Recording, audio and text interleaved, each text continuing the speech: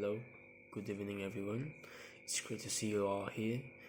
I would like to say thanks to you guys for listening, for my answers, for the question, for the previous videos that I posted. So, my name is Fransiskus Biliam Andrea.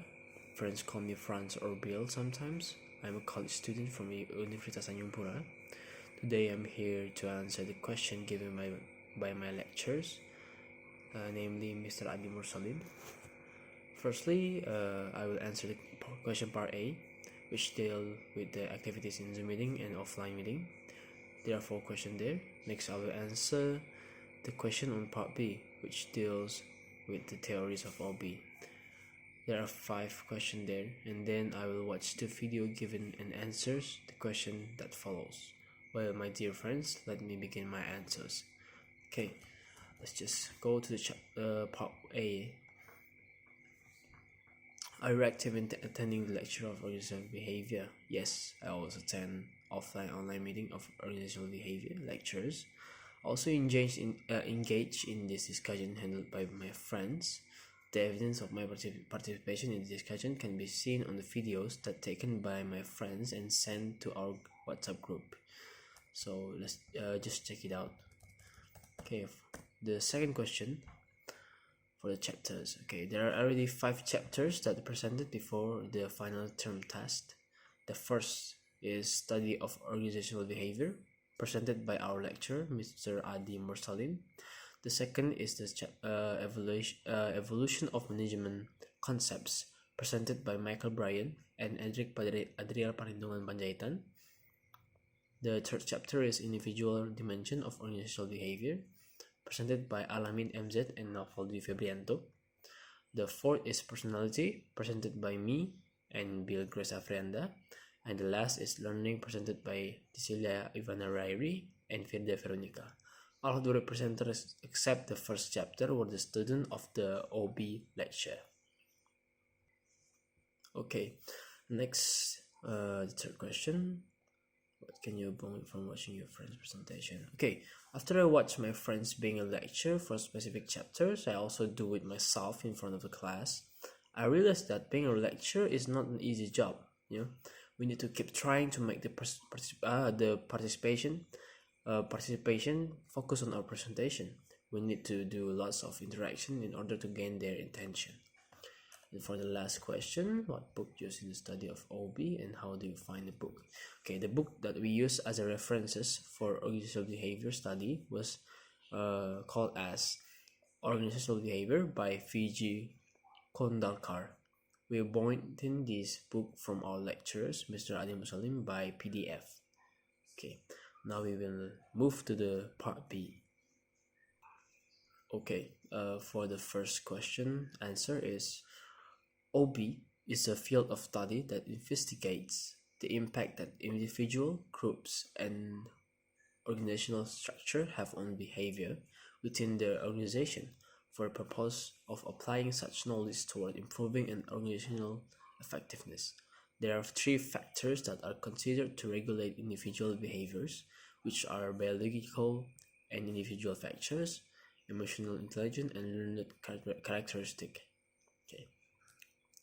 The second question answers is the first one of the field is psychology. It has contributed towards various theory on learning, motivation, personality training and development, theories of individual decision making, and then leadership, job satisfaction, and another thing included. The second field is sociology. This field is contributed in the field of group dynamics, also individual place in the organization, communication norms, status, power, conflict, and etc. For the third is political science. Political science has contributed to field of OB. Stability of government at national level is one major factor for promotion of international business, financial investment and expansion, and also employment. The fourth field is social psychology. This field have the impact on managing the change, group decision making, communication, and ability of people in the organization to maintain social norms. And the last field is anthropology.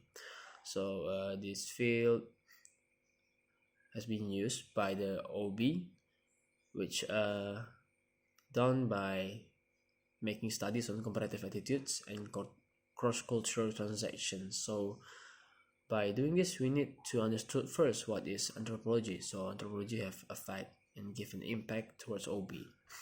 Okay, next to the third question.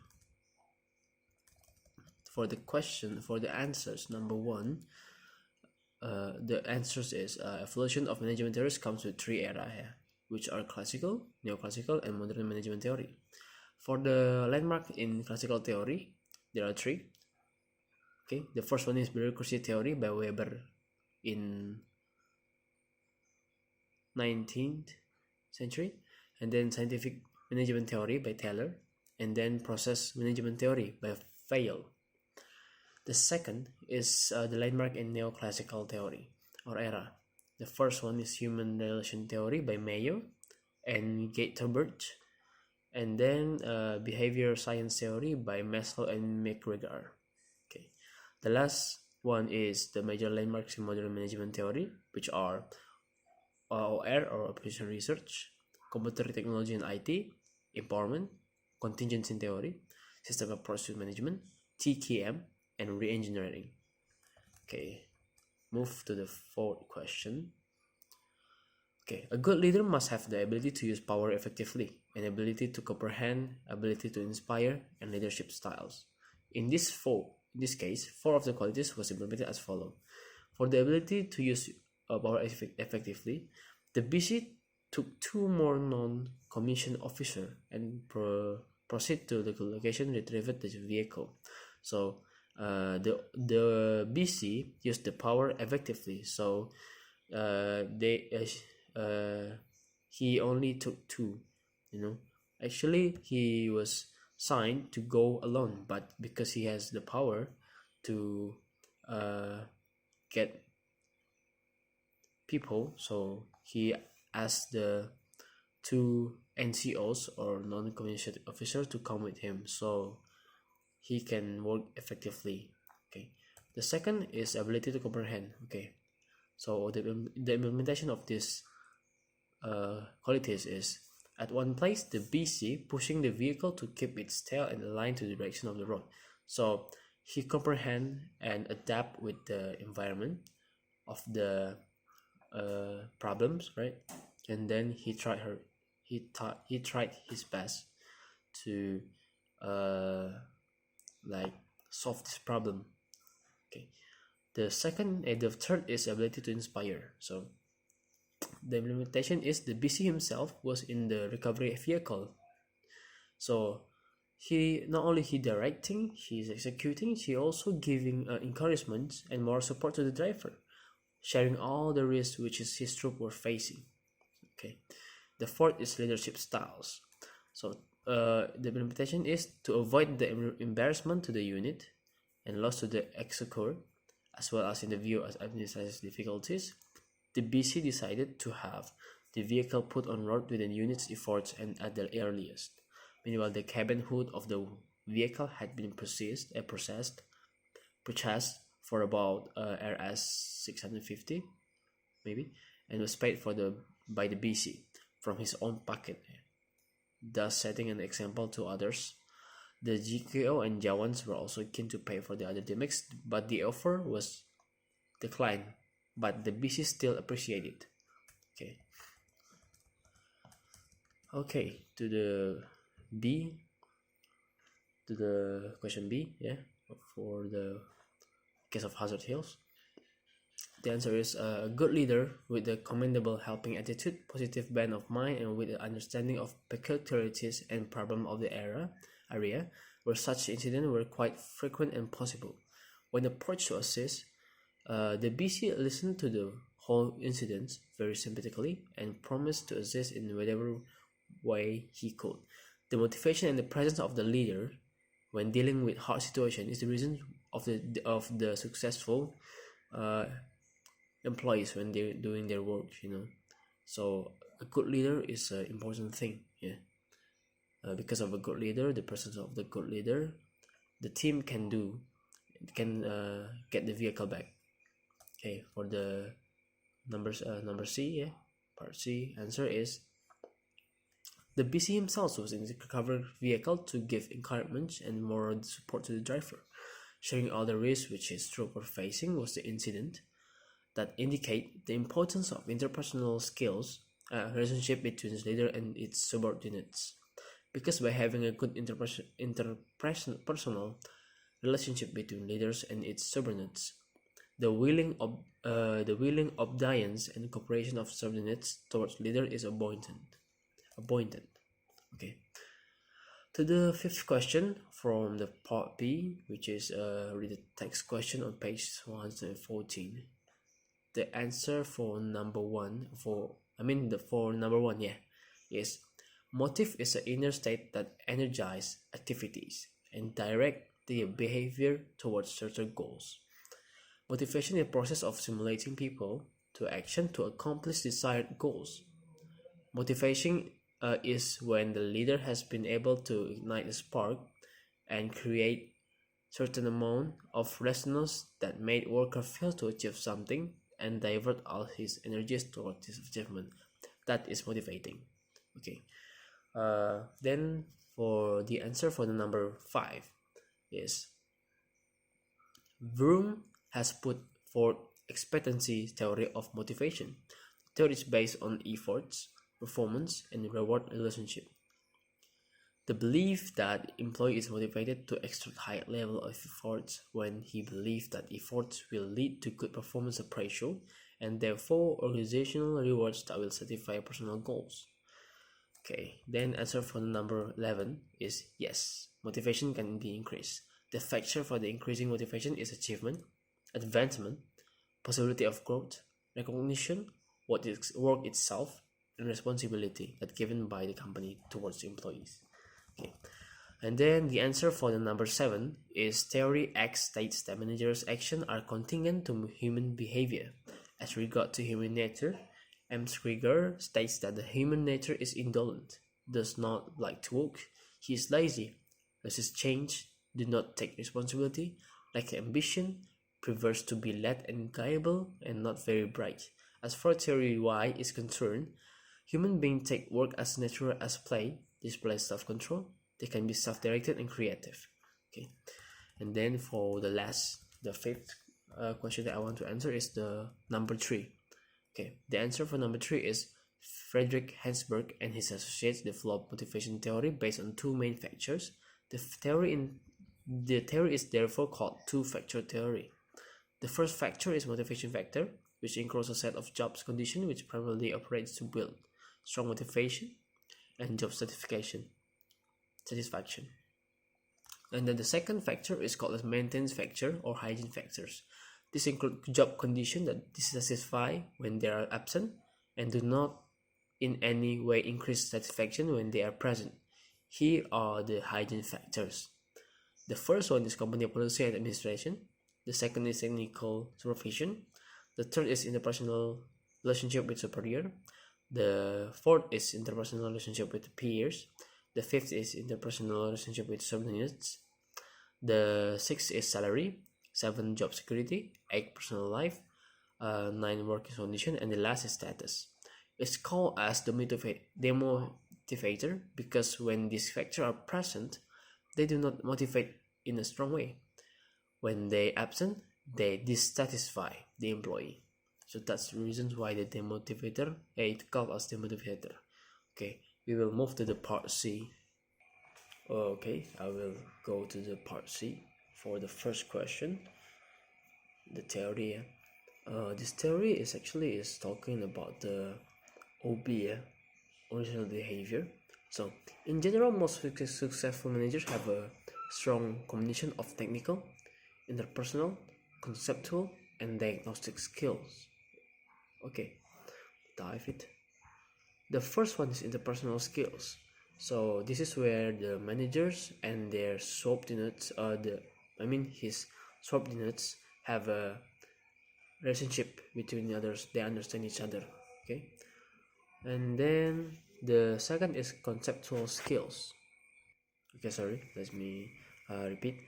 The second is conceptual skills. A manager with strong conceptual skills is able to see the big pictures. With the good, with the brain, we can concept all the things. Like we can concept the business, how it will grow in the near future. We can concept the idea before we implement it, or maybe we dig deeper into that idea. So we need conceptual skills as a manager. Okay. Then diagnostic skills. So we have to know and understand the cause and effect relationship. For example, if there is a problem, it means there is reasons behind the problem occur or happen. So we need to have the diagnosis skills. For example, if we want to solve that problems, we still need to think about the result of our decision making. If you want to for example, we want to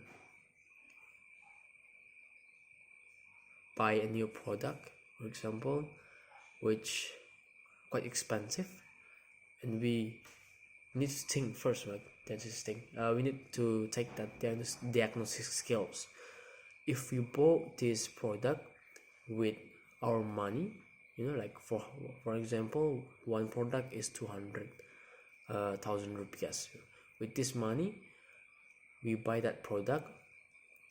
Do we still have the money or enough money to buy a food? Something like that. We need to have that kind of skills. Like we need to think about the cause and effect if we do something. Okay. And for the last one is technical skills. So we need to have the skills where we can do specific job. For example, I am good at English, or maybe I'm good at typing, fast typing. So I need to have that kind of skills. I need to have my own attack option. I have to have my own ability that I can rely on. So people do not underestimate me as a leader if I'm leading something, organization. Okay. And then how do I implement this? As I said before, for the technical, if I'm in a team that need to make a resume, for example, and I'm the leader, and my employees, my members cannot type fast, they can rely on me because I can type fast. But it doesn't mean I will take that out of the task by myself. No, I will give them their own job. Like for example, they can search for information, like some kind of like that. I just need to type. And then for the interpersonal skills, as I said before, it's about the bonding between me and the members. So if I have a good relationship between me and my members of my team, we can we can give an opinion freely. So maybe by having a good relationship between others, we can be more open. By being more open, it means it will bring more idea. And then conceptual skills. So before I make a business, for example, I will do a framework in my brain. I need to think and see the bigger pictures. For example, if I want to have a business in culinary, I will think about not only about the price. No, I will think about the competitors too, because even though it's external factors that I need to consider, but it's an important thing, right? That's why I need to have a conceptual skills. I need to think about the future. What will happen if the competitor is bigger than me? How do I compete with them? That's the use of conceptual skills. For the last one is diagnostic skills. For example, in the market, if I want to sell ice cream, for example, I need to think about the ingredients, right? So if I want to attract more consumers, I need to use the best ingredients, right? But on the other hand, a good quality ingredients need a lot of money. So I need to think. I need to diagnose this. I need to use my diagnostic skills. What will happen if I only think about profit? You know, of course, if I only think about profit, I will use a lower quality milk to make this ice cream. But what will happen if maybe someone have a low tolerance of milk, for example, and they can only drink a high quality milk, and when they know that I used low quality milk in my ice cream, of course they will sue me. So I need to think first, like the cause and effect of what thing that I will do. Okay, that's the implementation. For the second video, I will answer too for the second video. So this video talk about the attitude, where attitude have a three branch.